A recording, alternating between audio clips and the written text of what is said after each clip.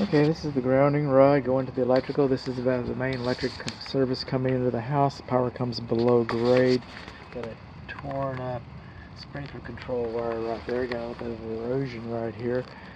Power comes below grade to the meter on the west side of the garage. This is our supply conduit. It does not have a slip joint on it, so it takes the pressure and breaks. You think water can jump off from there? I do. That's what I think. So we're moving on along. Coming inside the garage west wall. This is the main load center. If you study this opening right here, you'll see how big it is compared to how many breakers we have. It's because all this is exposed up here. You can just hang your finger off inside of there and catch a good dose of electricity. We're missing some of the dead front cover fronts. And some details about the panel installation were omitted. Over here we've got handwriting. See where it says danger?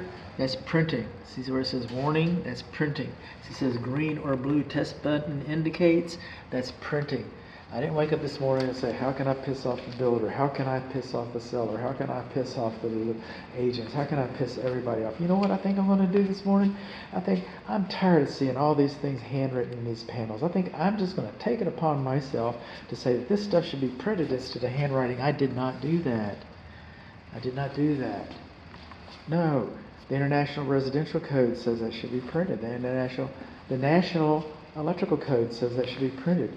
The Square D manufacturer says these should all be printed. All these people said that it should be printed. I didn't have anything to say about that. I just found it. Okay, coming along here, I get it. Okay, so Tano Paul, he installed this in 2010, but he should have had the bonding location linked inside of here. And this is the bonding location right here. It says UFR with 2 F's, but anyway, all the same. But this is our U for ground right in there. When a house has plumbing, has a PEX system like this house does, then that's how we grab our bonding. It settles it serves as the second ground within 6 feet, like the ground we saw on the other side of the wall. Serves as the second ground within 6 feet, and it also serves as the bonding, and the bonding location is not labeled in here. Most electricians will be able to look at this thing and say, like, yeah, it's right there. But I don't know, there might be a big chest of drawers in front of here with antiques, and you know, I mean, so it should be labeled to make it, you know, super easy for the electrician to find out. It should be. This is L1, L2, this is our neutral. Today we would have neoprene or non-conductive, sometimes they're kind of a cardboard or cellulose covers, little booties that put over here. If you don't know that's hot, you don't belong in this box. I get that. Get out of this box. Okay, but at the same time, by the way, you know, by today there'd be a safety notice saying that. Coming on along over here, looking for more stuff. This wire right here, okay, that's a hot white. This goes to your HVAC system. Or it goes to something that's 40 amps, because I think your HVAC system is over. Yep, it goes to your HVAC system. So this wire should be wrapped with black tape. If you don't know that's hot, you don't belong in here. I get that. Get out. You don't belong in here. You don't know that's hot? That should be wrapped with black tape. This is your neutral. It's supposed to be white. Okay? It's not supposed to be white like this. I mean, this is supposed to be white. This is not supposed to be white like that. It's supposed to have some black tape on it. Or it could be red. It could be red just so that long any idiot would know that that's... And again, you don't belong in here. So it's the condensing unit outside is rated for 40 amps, and that's what we have. That's a good thing. That's a good thing. Coming all along here, our clothes dryer is right here. You know what we don't see on the clothes dryer? We do not see a GFCI. It wasn't required in 2010. I get that.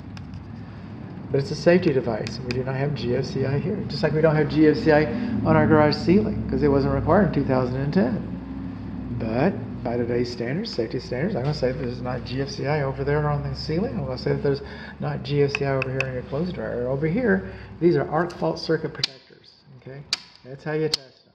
Okay, and it's good that we've got them because in 2010 we wanted them in the bedrooms. But this is in 2024. If we're building this house today, just about darn near all of this would be AFCI protected. So we'd have more GFCIs like at the clothes washer, for example, on the garage ceiling, and then we'd have AFCIs in the living rooms and libraries and all kinds of rooms like that. So we'd have GFCI there as well. So, but we don't have AFCI at all the newly appointed, approved locations.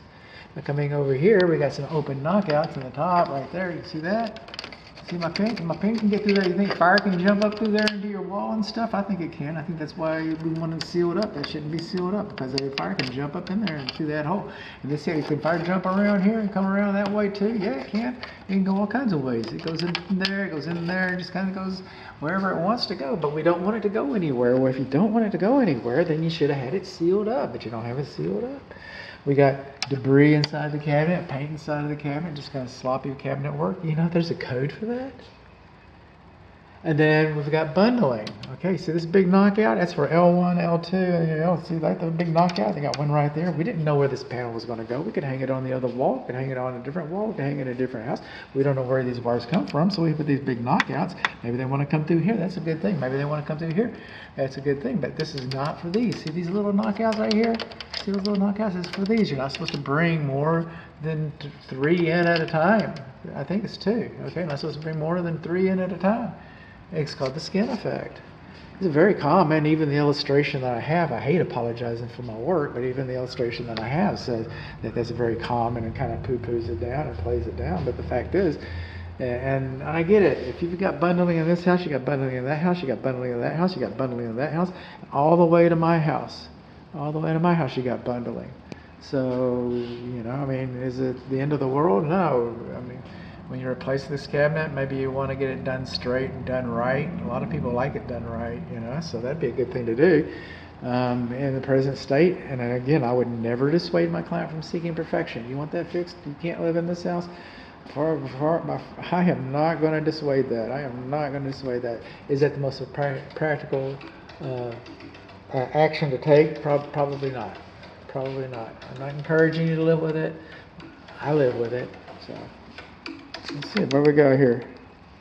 Good home inspection.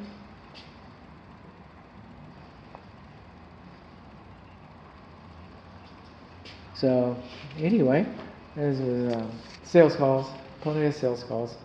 So, anyway, bundling, I get it. But what do we got? We got gaps, we got debris in here, we got bundling, we got gaps in the panel, we got white hots, we've got lack of AFCI, we got lack of GFCI.